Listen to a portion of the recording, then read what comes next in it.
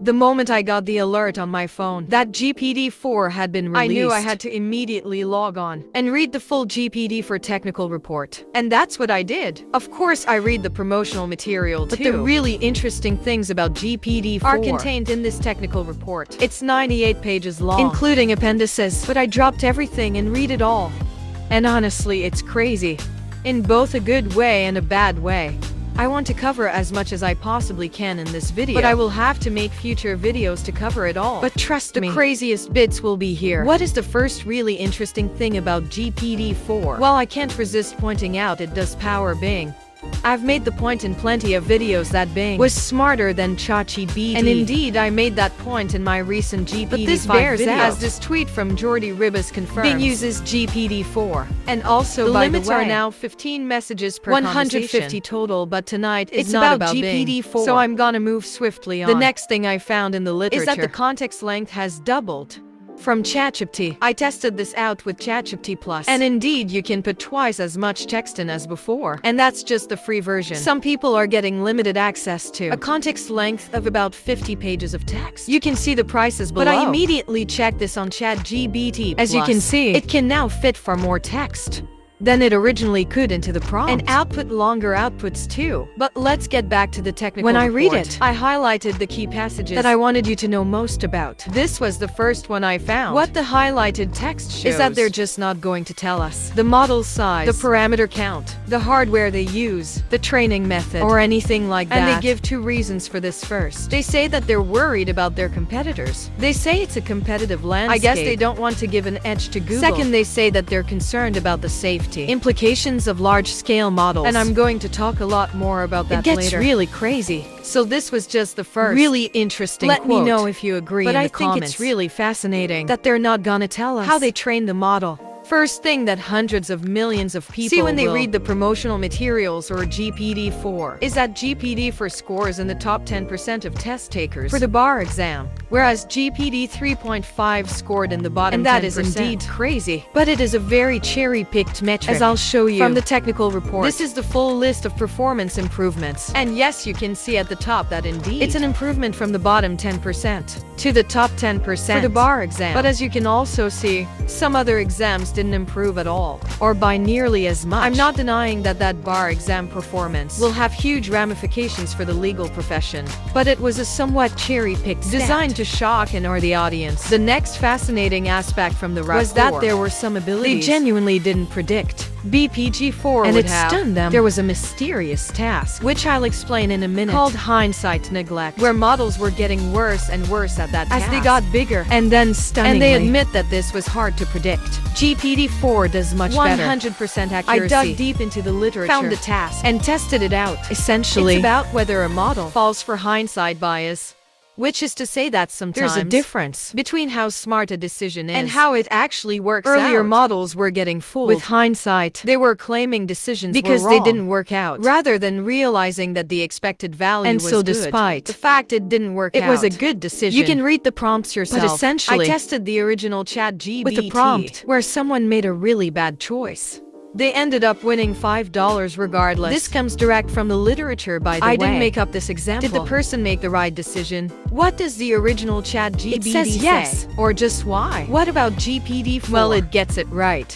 Not only does it say no, it wasn't the right decision. It gives the reasoning in terms of expected value. OpenAI did not predict that GPT-4 would have this ability. This demonstrates a much more understanding of the world. Now that we've a bit of hype though, time to deflate you for a moment. Here's a stat that they did not put in their promotional materials. It says that when they tested GPT-4 GPT 3.5 blindly and gave the responses to thousands of prompts back to humans to test, it says that the responses from GPT-4 were preferred 70% of the time, or phrased another way, 30% of the time. People preferred the original GPT 3.5 chat. The benchmarks you can see above, by the way, are fascinating, but I'll have to talk about them in another video. Too much to get into. If you're learning anything, please don't forget to leave a like or leave a comment to let me know. Next, GPT-4 is better in Italian, Afrikaans, Turkish, Then models like Palm and Chinchilla are in English. In fact, you have to get all the way down Marathi and Telugu to find languages where GPT-4 underperformed Palm and Chinchilla in English. That's pretty insane. But English is still by far its best language. Next, you're going to hear a lot of people talking about GPT-4 being multimodal. And while that's true, they say that image inputs are still a research preview and are not publicly available currently. You can only get on a wait list for them via Thebus.com app.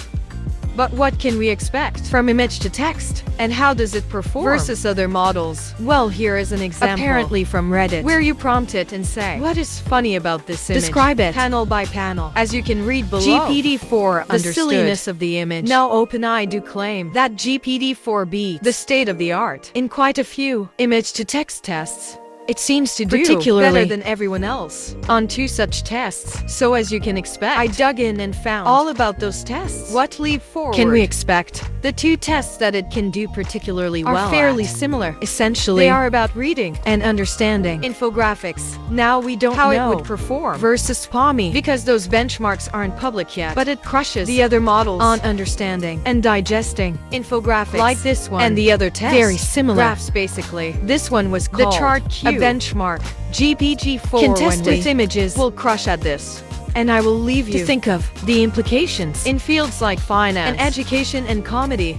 Here's an image. It could also understand the silliness of, I gotta be honest, the truly crazy stuff is coming in a few minutes. But first I want to address hallucinations. Apparently GPT-4 does a lot better than ChatGPT at factual accuracy. As you can see, peaking out between 75 and 80%. Now depending on your perspective, that's either really good or really bad. I'll be definitely talking about in future videos. Further down on the same page, I found something that they're definitely not talking about. The pre-training data still cuts off at end of 2021. In all the hype you're gonna hear this evening, this week, this month, all the promotional materials, they are probably not gonna focus on that because that puts it way behind something like Bing, which can check the internet to test this out. I asked the new GPT-4 who won the 2022 World Cup, and of course it didn't know. Now is it me or didn't the original ChatGPT have a cutoff date of around December 2021? I don't fully understand why GPT-4's cutoff is even earlier than ChatGPT, which came out before. Let me know if you have any thoughts. Next,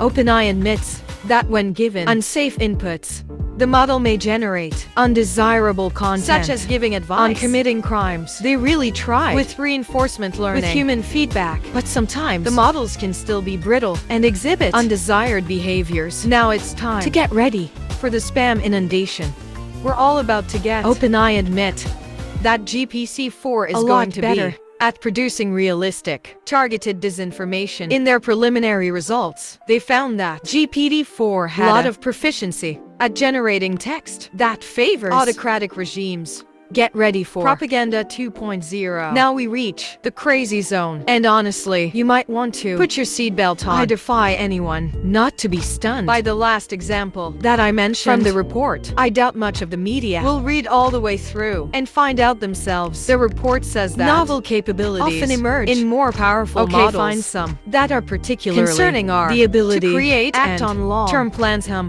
to accrue power and resources, power seeking, and to exhibit behavior that is increasingly agentic, as in acting like a subjective agent. But here surely just introducing the topic. What's bad about that? Well, it says some evidence already exists of such emergent behavior in models.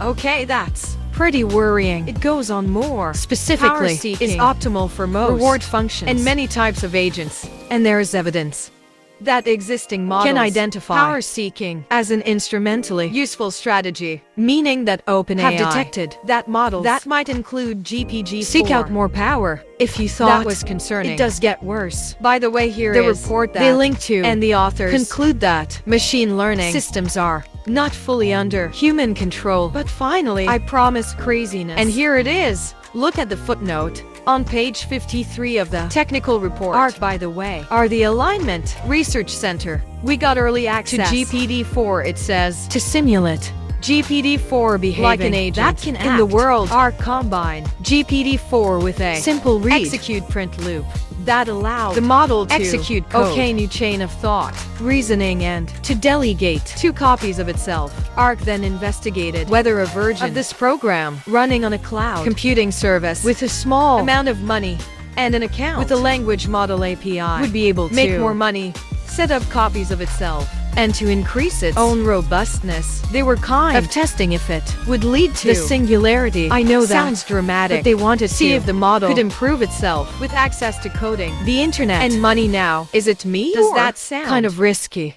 Maybe not for GPT-4. Sure, it's not smart enough yet. But if this is the test that they're gonna use on GPT-5 or 6 or 7, color me slightly concerned. At this point, I find it very interesting to note that the red team seem to have concerns about releasing GPT-4 like this, and OpenAI had to declare that participation in this red teaming process is not an endorsement of the deployment plans of OpenAI or OpenAI's policies. In other words, a lot of these people probably agreed to test GPT-4 but didn't agree with OpenAI's approach to releasing models. Very interesting that they had that caveat. Before I wrap up some last interesting points on the topic of safety, I find it hilarious that on promotional website, when you click on safety, you get this, a 404 message. The page you are looking doesn't exist. You may have mistyped the address. The irony of that, for some people, will be absolutely overwhelming. The safety page just doesn't exist. For other people, that will be darkly funny. Couple interesting things for me. Here are the companies that are already using GPT-4. So of course, you can use Bing to access GPT-4, the new PD Plus model of GPT-4, or any of the apps that you can see on screen.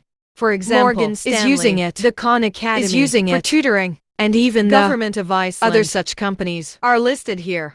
I'm going to leave you with a very ironic image that OpenAI used to demonstrate GPT-4's abilities. It's a joke about blindly just stacking on more and layers more to improve neural networks. GPT-4 using insane these number of new layers is able to read, understand the joke, and explain why it's funny. If that is an inception, I don't know what is anyway. Let me know what you think. Of course I will be covering GPT relentlessly over the coming days and weeks. Have a wonderful day.